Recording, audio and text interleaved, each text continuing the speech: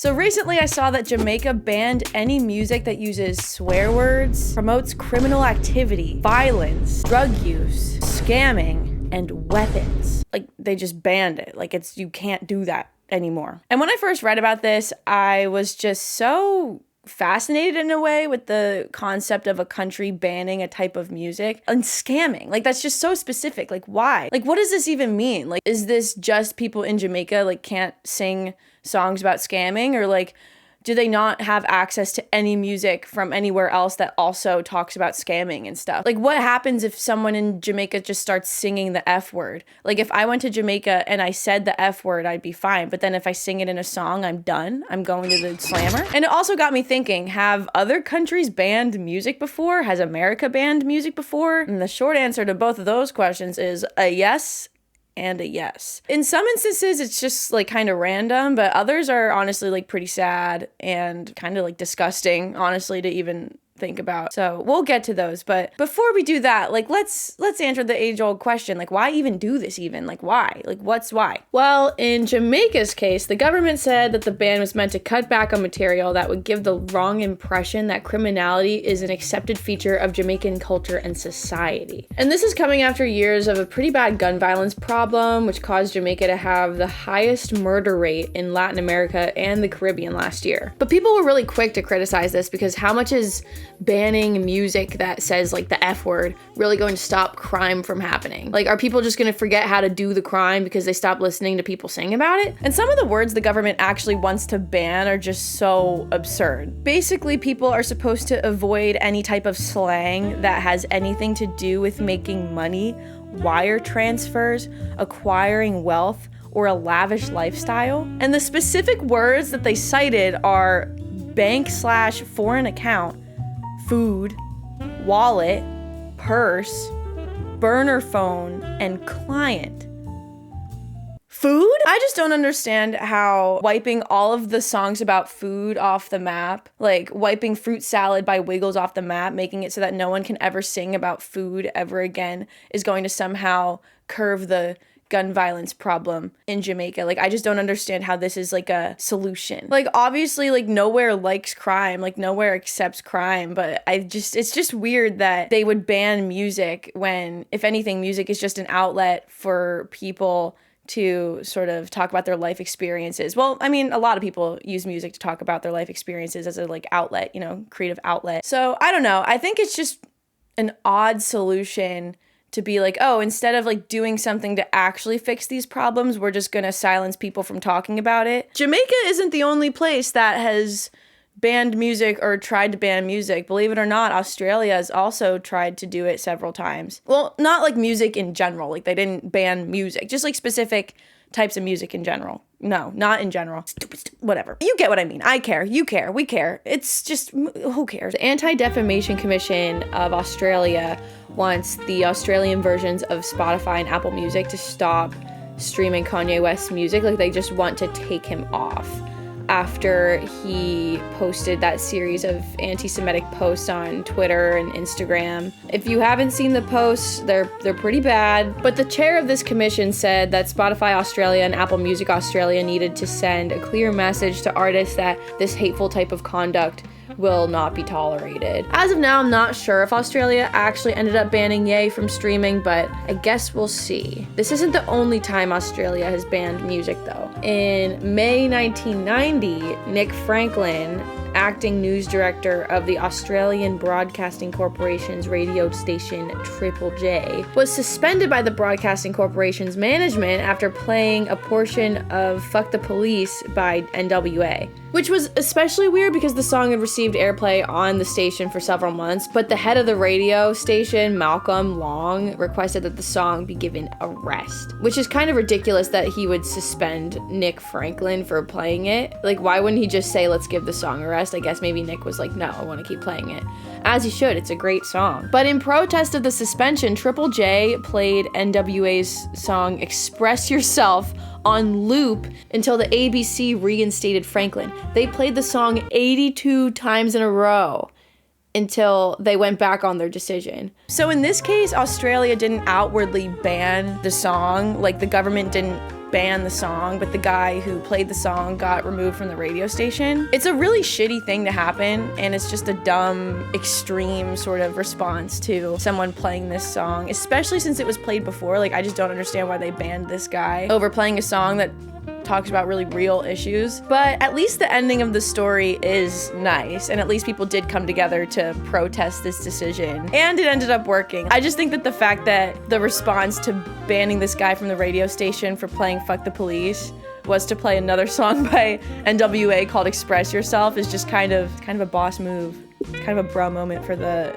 radio station. And it ended up working out. The guy got to go back, so yeah. Malaysia ended up banning Despacito from being played on the radio because listeners were concerned over its un-Islamic lyrics. In South Korea, Gentleman by Psy was banned by the Korea Broadcasting Service over a scene of Psy kicking over a traffic cone. That was their breaking point. They just banned the whole freaking thing. And believe it or not, North Korea has also banned some music. Actually, they've banned like a lot of music, apparently. Music in North Korea is typically limited to state-sanctioned performers. Any foreign music, and not just foreign music, even older North Korean music that doesn't meet the government's standards anymore, is not only banned, but it's destroyed.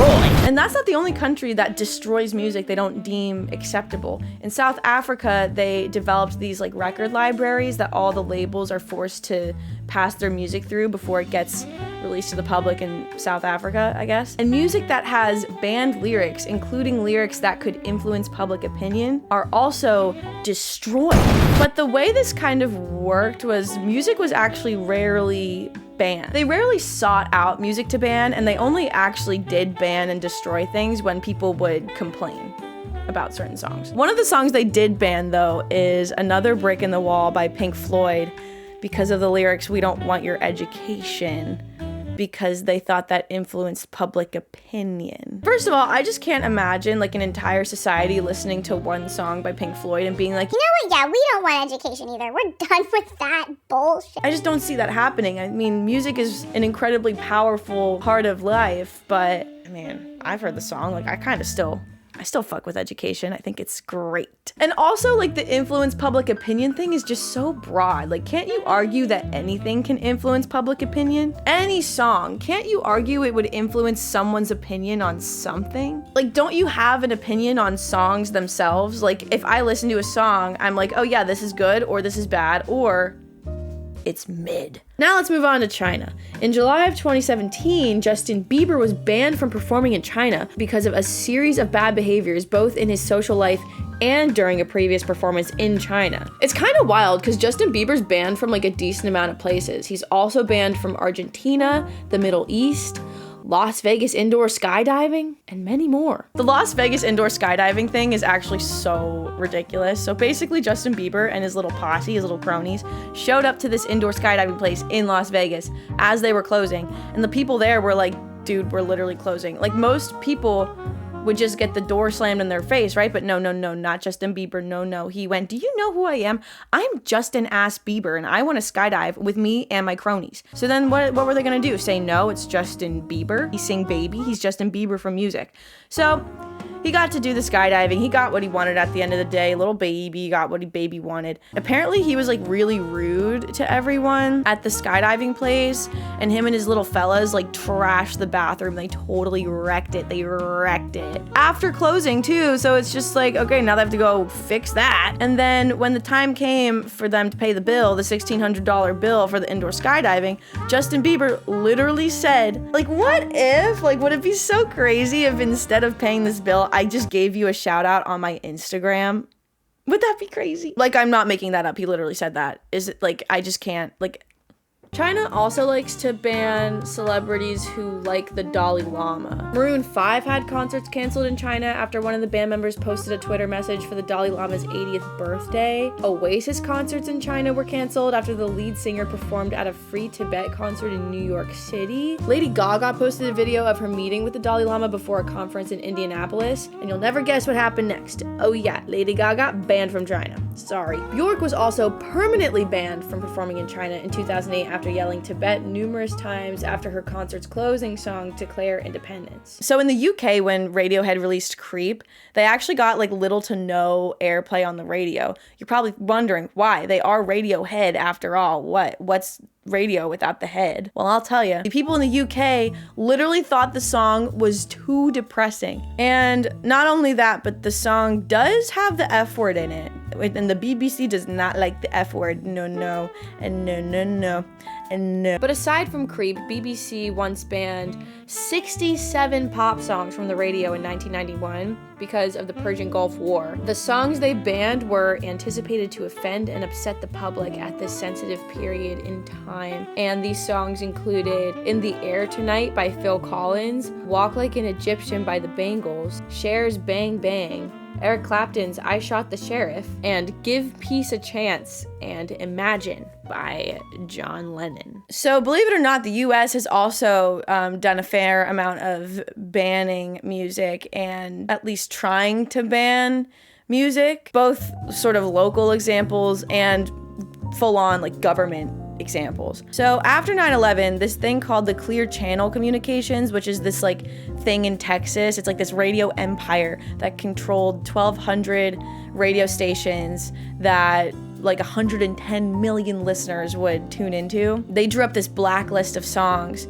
that couldn't be played on any of these stations anymore. Like 150 songs that the DJs couldn't play because like they didn't want to upset anyone. And in 2000, more than 60 CDs were seized from this LA roller rink by the police. Some of the music that was on the CDs included Christina Aguilera stuff and like Hokey Pokey by Britney Spears. And the police seized these CDs because they thought that it was inciting fights in the roller rink. Like Hokey Pokey by Britney Spears was like really pissing people off, I guess, because like the police had to come and take it away. I guess it was getting pretty crazy in there. Oh, the Hokey I'm not gonna re-say that. So I read this.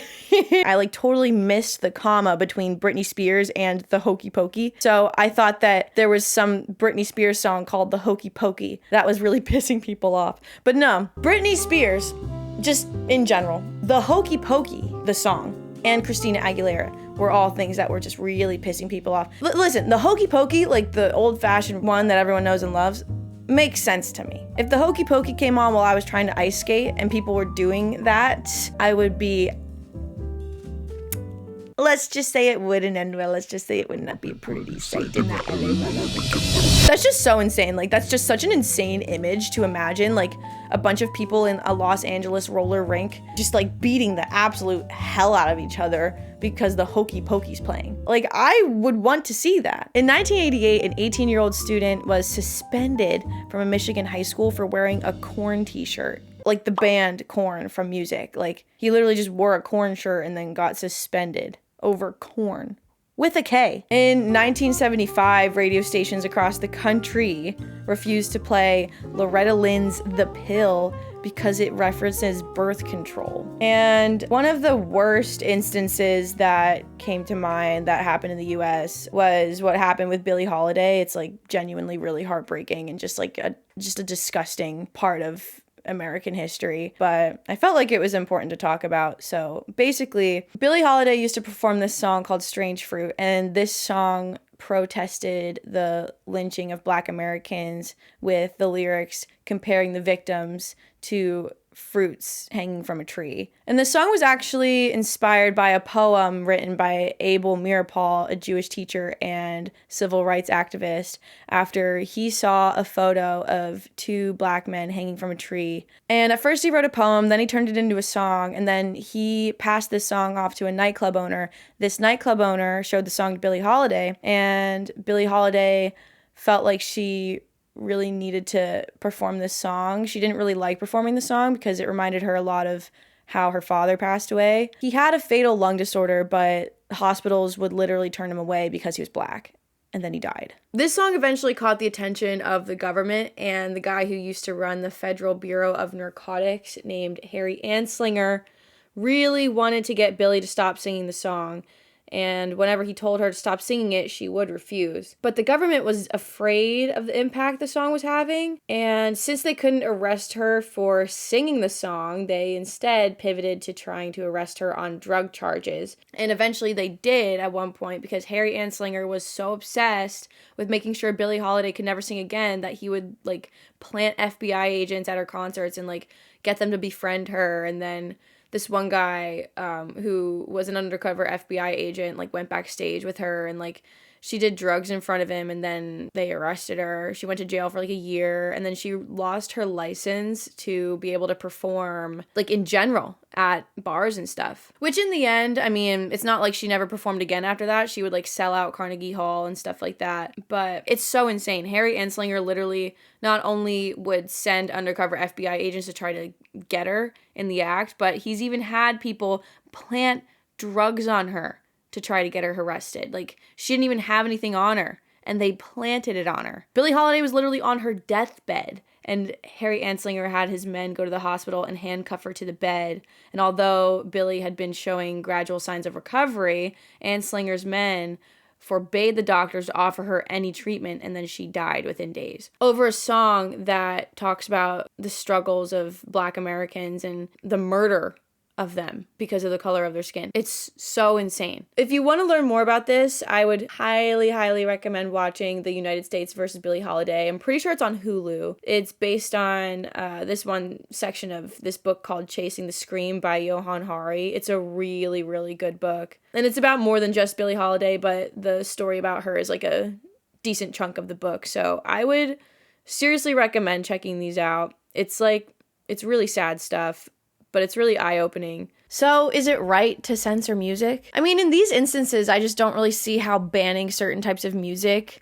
is going to possibly fix the problems that the government was seeking out to fix in, like, all these different cases. Like, is banning the word burner phone from music going to fix the gun violence problem in Jamaica? Is banning any type of music that can influence public opinion going to stop people in South Africa from ever thinking critically or going against what the government says in their minds ever again? No. And did going through all of that effort to make sure Billie Holiday didn't perform Strange Fruit just, like, make Americans forget that racism still exists today and people are still being murdered for the color of their skin? No. It just seems like such a waste of time and resources to go through the effort of censoring music and art in general to make sure that, like, people in the country don't, you know, have freedom of expression and they can't actually just sort of express their feelings about things that are going on in the world through art and music and stuff. Like, it's not going to stop people from feeling how they feel. It's not going to stop people from talking about these things. I also just think it's so wild how often that happens. I mean, especially in the United States. I feel like there's people in America who are so like, oh, freedom of speech. Like, I love freedom of speech. I can say whatever I want. I can be, you know, as